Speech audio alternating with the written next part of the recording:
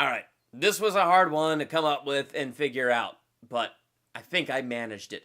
My top 5 favorite trilogies of all time. What are yours?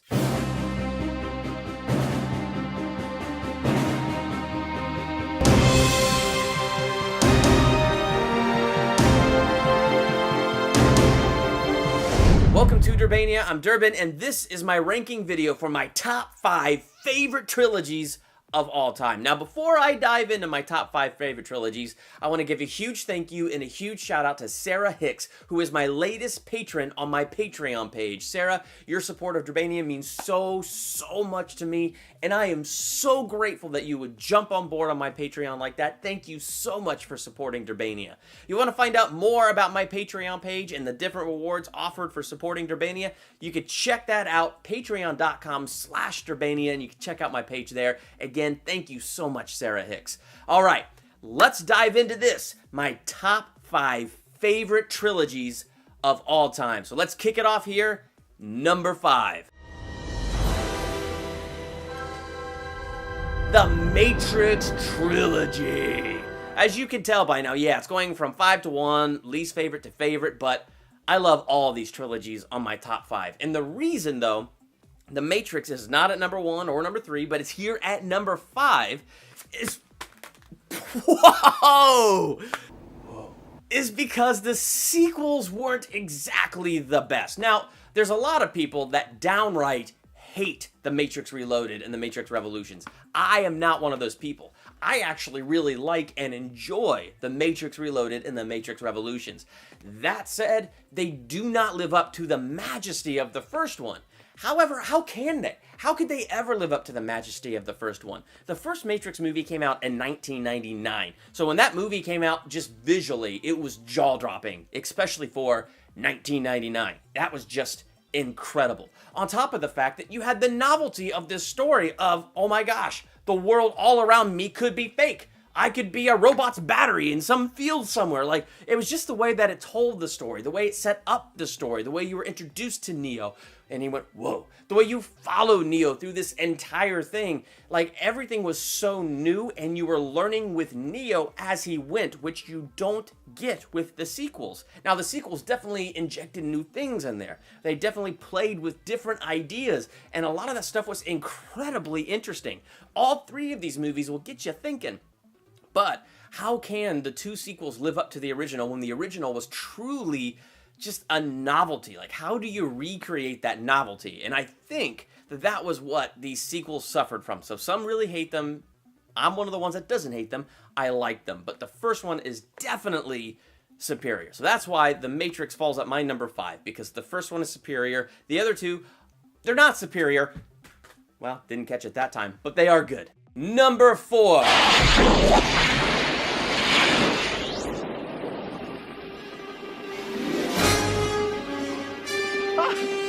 did I tell you?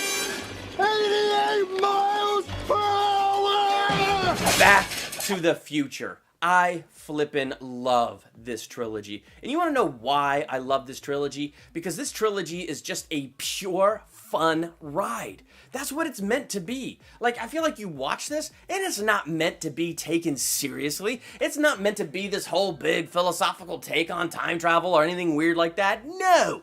Because yes, of course, if you follow the movie, sometimes the logic doesn't always hold up with time travel. But who cares? Because it's Back to the Future. This is meant to be pure fun. And when you watch this movie for pure fun, you have pure fun. Doc Brown, Marty McFly. Oh my gosh, I love those characters. And my favorite in this trilogy is the second one. As a kid, growing up, I don't know why, I just loved Back to the Future Part 2. I just loved their futuristic look at the then faraway time of 2015. That is so far into the future that we had flying cars and holographic billboards and Jaws, I don't know how many coming out. Like, oh my gosh. I loved the second one because I loved the imagination of the future. I cannot believe Back to the Future's future of 2015 is now 2 years ago in our present. So to really just kind of sum up this trilogy, it's a ride. It is a pure fun ride. And when you watch these movies, you cannot help but just sit back, put your feet up, and relax and have a good time with it. That's how I feel when I watch Back to the Future. I felt like that since I was a kid. It's just one of those movies I can watch, unwind to, not think too heavy, and just have a blast with these characters. My number 3. He's a smart one, isn't he? What are you gonna name him? Do they look like just apes to you? The Rise of the Planet of the Apes movies. Clearly, I don't have a box set here to show you because, third one is still playing on the big screen, but oh my gosh, these are just such good movies. Something I'm going to forever regret is not seeing Rise of the Planet of the Apes on the big screen. That one was just so good, but I didn't see it on the big screen because, well, I went and saw the Tim Burton one, and I didn't like it. And so I felt like just no push to go see Rise of the Planet of the Apes on the big screen. When it came out on Redbox and my wife and I rented it, I immediately regretted that decision. I could not believe how fast I got attached to the characters. And then I couldn't believe how when it felt like a human story until about the middle, and then suddenly it's a Caesar story, and we now see that this has been a Caesar story from the very beginning. And then as the apes are beginning to wake up and knowledge begins to dawn on them, and they begin to get their own characteristics, it's amazing how fast I got attached to every single one of these characters. And then I get into the second movie. That one I was wise and I saw it on the big screen and it was just glorious. I mean, the second one was just an incredible look at man and ape. Can they live together? Which the third one shows us no, there's gonna be war. And to have a trilogy that starts epic and then stays epic and then is just an absolutely epic conclusion, it's amazing. It is absolutely amazing. I so loved this Planet of the Apes trilogy. Coming in for me at number 2. I am a Jedi, like my father before me. So be it, Jedi. The original Star Wars trilogy. Now, I think this one is cheating a little bit because it's not just a Star Wars trilogy now, because you got a trilogy of prequels, and we got a new trilogy unfolding before us in present day. Oh, I can't wait for The Last Jedi. I can't wait! As far as it goes, this was the first. This was the original trilogy, and it stood as the original trilogy for generations before we did those prequels. This is very, very bad. Oh! Which I'm not a fan of. But I am a fan of this. It's Star Wars. Number 1, it's epic and it's fun. Number 2, I loved it since I was a kid because of lightsabers. Yes, it started that light and shallow, but my gosh, lightsabers are the absolute coolest thing ever. And yes, I'm sorry, I think they're cooler than the Force. I'm not saying the Force isn't cool, the Force is cool. But when I was a kid, I paid attention to the lightsabers and I thought, that is awesome. And then as I got older and began to understand story and how story works and unfolds and the hero's journey, following Luke Skywalker through this and the hero's journey, it's so relatable, it's so awesome, and I just love it so much.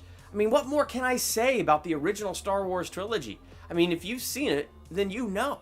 For an honorable mention, I am going to throw this honorable mention in here because it was hard enough to narrow it down to my top 5 favorite trilogies. And I'm doing this honorable mention kind of last second because I realized in the middle of filming this, how could I have forgotten this trilogy? See, to them, you're just a freak. Like me. The Dark Knight trilogy. I have to give an honorable mention to that because that trilogy is amazing. I mean, you have Batman Begins that just reinvented Batman after Batman and Robin totally tanked Batman. You get the ice, I'll get the ice man. Where are you? Here. You have The Dark Knight, which is the most epic sequel I have ever seen. Heath Ledger as the Joker, Christian Bale as Batman, Christopher Nolan directing. You're not gonna go wrong. The third one, it's got its problems. It does. And I feel like most of the problems with the third one are just different large plot holes that just exist at different places in it. But overall, the story itself, though, I think is solid, and it's very, very solid. I knew it was gonna be so hard to do this top 5 thing, and it's always fun right in the middle of filming to be like, no duh! No duh, Mr. DC fan. Gosh, The Dark Knight, yes. Coming in at number 1.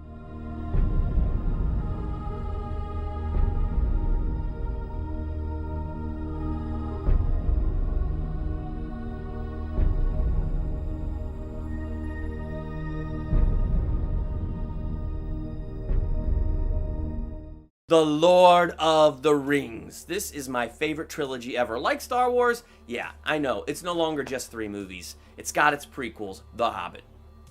I'm not the biggest fan of the Hobbit trilogy, but this, as it stood for many years, is its own separate, independent trilogy. This is the extended editions. I love the extended editions, and yes, I will sit through it being even longer because it is amazing. And one of the things that I love about this trilogy is how much it captured the heart of the books. I had not read the books until I saw this trilogy. After I saw this trilogy, I went ahead and got the books, and I read the Lord of the Rings trilogy, then I read the Hobbit, then I read the Silmarillion, and now I love that entire Tolkien universe. But even though this movie definitely did things different from the book and, you know, cut characters and things like that, it has captured the heart and soul of the books in a way that few movies do capture the heart and soul of the books that they're based off of. And one of the key ways Peter Jackson captured it was filming in New Zealand. I mean, Tolkien, the way he would describe the world, describe the earth, it just has that epic fantasy feel, and New Zealand has that feel. And Peter Jackson just filmed it the right way, put his characters in the right place, did the shots just right, that he made that landscape absolutely perfect for Middle Earth and perfect, and it just captured the full heart of this. So, and it was awesome to get to go to New Zealand and see the locations Peter Jackson filmed. I'm telling you, that place is amazing, and not just on screen. I mean, to be there in real life, it is incredible, and Peter Jackson utilized it well. On top of the fact he didn't just utilize the environment well, he had solid screenplays. The screenplays, the stories were amazing adaptations of a story that is exceedingly well written. This was so well done, and every time I watch it, I can follow Frodo. I can watch it through one time and follow Frodo, and just the story arc is amazing. Or I could follow Aragorn, same thing. Or I could follow Samwise, or I could follow Merry and Pippin. Whoever I choose to follow as I go through the trilogy, the story is amazing. The growth is amazing. The challenges, the way they overcome, it's amazing. So there it is, my top 5 with the Dark Knight thrown in. What did you think of that? What is your top 5 favorite trilogies of all time? Please be sure to let me know in the comments, and while you're there, hit that subscribe button to become a Durbanian. Next to the subscribe button is that bell. Click that bell so you're notified the moment I drop new videos. Another huge thank you to Sarah Hicks for being my new patron on Patreon. Thank you so much, Sarah. I greatly appreciate it. You can check out my Patreon page. Link is in the description. I would greatly appreciate that. Thank you again for checking out this video. Thank you for checking out Durbania.